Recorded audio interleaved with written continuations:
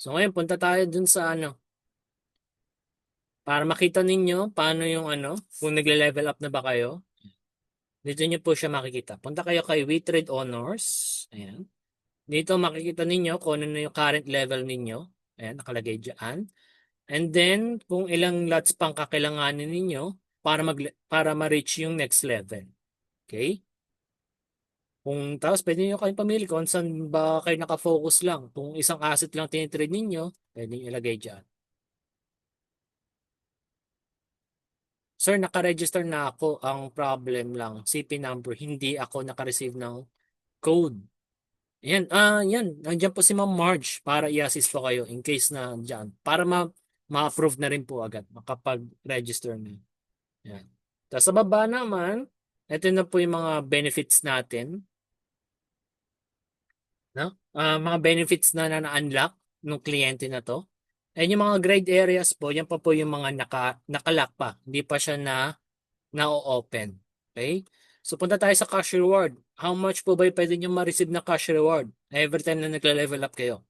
So ito lang naman po yan. Every time na nagla-level up kayo, pataas ng pataas yan. $5, 15, 10, 15, 20, 30, hanggang umabot na ng $100, $200, 250, hanggang $400. And let's say na-reach nyo na yung level 15. Yeah.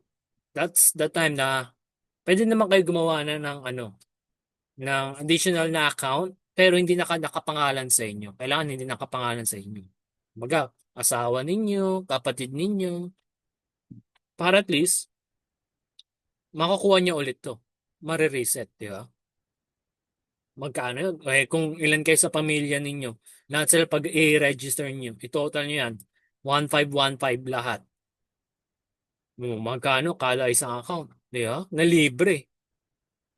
Okay? So, yan po yung sa ating WeTrade Honors. So, yung share ko na yung tip na yun, guys, ha? Tip na yun para sa inyo. Actually, bawal ko sabihin yan. Sa inyo ko lang sinabi. Okay? Next, weighted rewards. Ito yan. So, ito yung dyan nyo makikita kung ilan na po yung reward points na naipon ninyo. So, pati po yung sent account po, counted po dyan. No? Yung mga earning ng points. Dyan yung makikita. Okay? Kung ilang points na yung totally na naipon ninyo, makikita nyo rin po dyan. Okay? Tapos kung may enough points na kayo, pwede kayo click nyo yung redeem now and dadali na kayo automatically sa reward mall natin. Ayan. So, hanapin nyo na lang yung item na gusto nyo dyan. O, ayan, may bago tayo. Gusto nyo pabango? Ayan, Chanel. And 5 degrees. Ayan. Kaya MacBook Pro. Di ba? Ayan, dyan, ayan yung naman yung mga sample natin ng mga products. Ay, sa Brazil pala yan. Di pa tayo sa Philippines, syempre.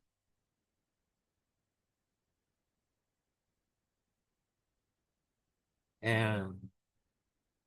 So kung gusto niyo papalitan ng cash reward, katulad na sinabi ko kanina, pwede kung nagtataka kayo, talaga ba legit? Pwedeng pa-convert yung points to cash din? Yes. Ayan, punta tayo cashing credit. Ayan o.